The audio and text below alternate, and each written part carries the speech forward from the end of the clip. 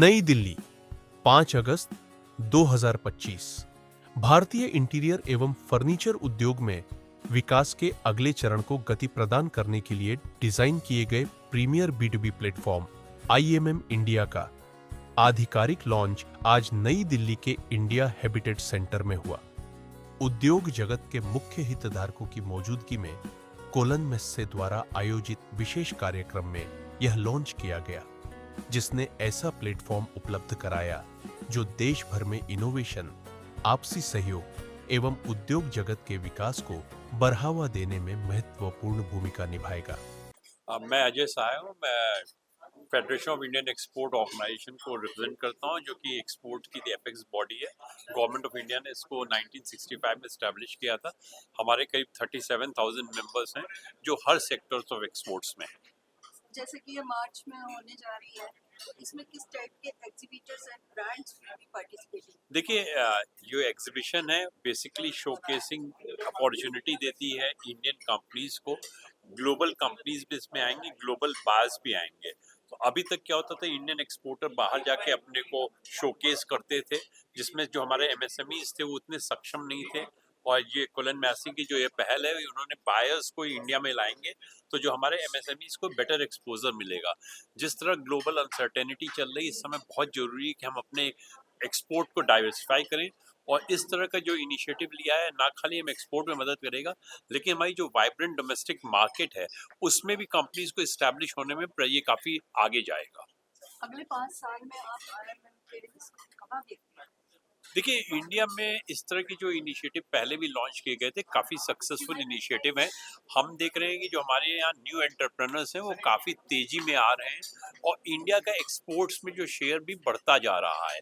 आने 5 साल में हमें ये लगता है, ये कम से कम इनकी जो भी पार्टिसिपेशन होगा वो 5 साल के अंदर 3 से 4 गुना होना चाहिए। Sir, how does IMM Indian plan to support or collaborate with Indian designers, manufacturers and retailers? I think when the global buyer will visit India, they will understand what India can offer. There may be some products where some modification would be required. Many of them will be coming with their designer also, and those kind of changes will be suggested by the designer. I am pretty sure entrepreneurs are smart enough to abide by those kinds of changes, and once they do it, probably the global market will be open to them. Dikshit, I head the Cologne Messe India. We are based in Mumbai, but we operate in north, south, and every part of the country.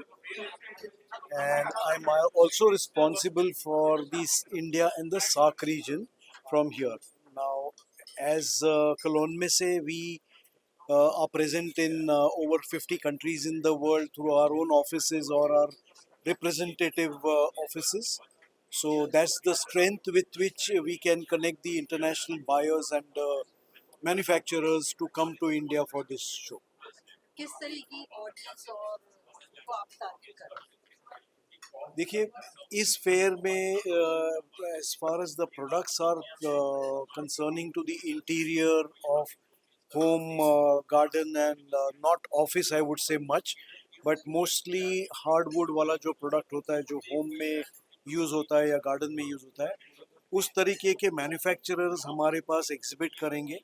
इनके जो buyer है naturally जी, जो interior designer हैं, architects हैं, कई builders भी directly by करते हैं। आजकल बड़े बड़े प्रोजेक्ट काफ़ी सारे बनते हैं, तो उनको ये एक्सटीरियर इंटीरियर का जो रिक्वायरमेंट होता है फर्नीचर, उसके लिए हम उनको अट्रैक्ट, एंड यूज़र भी इसमें वेलकम है, but this is a B2B fair, so we'll focus more on the B2B.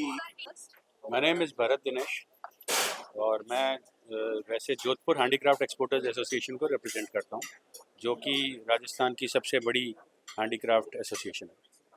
Sir, Delhi ही क्यों? आपको और इसके अलावा कोई दूसरी जगह नहीं थी।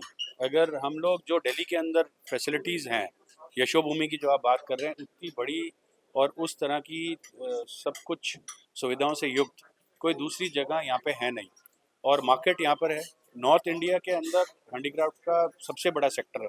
उनके लिए दिल्ली जो है सबसे कन्वीनियंट प्लेस थी, इसलिए दिल्ली को चुना गया। सर, किस तरह के चैलेंजेस और एक्सपेक्टेशन है आपकी इस प्रोडक्ट से?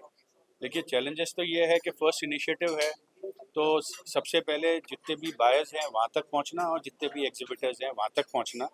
लेकिन जहाँ तक आप एक्सपेक्टेशंस की बात कर रहे हो, तो जैसे मैंने बोला गया था कि ये पहला इंटरनेशनल फेयर है अब तक हिंदुस्तान में इस सेक्टर का, जो कि हैंडीक्राफ्ट, फर्नीचर, टेक्सटाइल्स और डेकोर का पहला फेयर है जो कि इंटरनेशनल लेवल पे हो रहा है, जहाँ पे international exhibitors, domestic exhibitors, international buyers और डोमेस्टिक बायर्स जो कि आएंगे। ये पहला ऐसा हो रहा है, तो हमें ये पूरा विश्वास है कि जैसा मैं आपको बार बार बोल रहा हूँ कि 2027 तक आप देखना कि इसका क्या इसके रिजल्ट्स आएंगे, वो आपको 1 साल बाद मालूम। सर इंडियन गवर्नमेंट से किस किस तरह की हेल्प आपको मिल पा रही है? इंडियन गवर्नमेंट से सब तरह की हेल्प है। हम लोग जो है जितने भी जो विभाग हैं, जैसा कि आज आपने देखा कर्टन रेजर है, तो ये सब इन प्रोसेस है। और जो अभी प्रेजेंट सिनेरियो है उस हिसाब से इंटरनेशनल जो सिनेरियो है, इंडियन गवर्नमेंट जो है वो हर तरह की कारीगरों के लिए सदा तत्पर रही है। हम लोग उनसे संपर्क में हैं और उन्होंने अभी तक हमें ये पूरी तरह से विश्वास दिलाया है कि उनकी तरफ से भरपूर मदद मिलेगी। किसी तरह की अपील व्यूअर्स से करना चाहेंगे सर?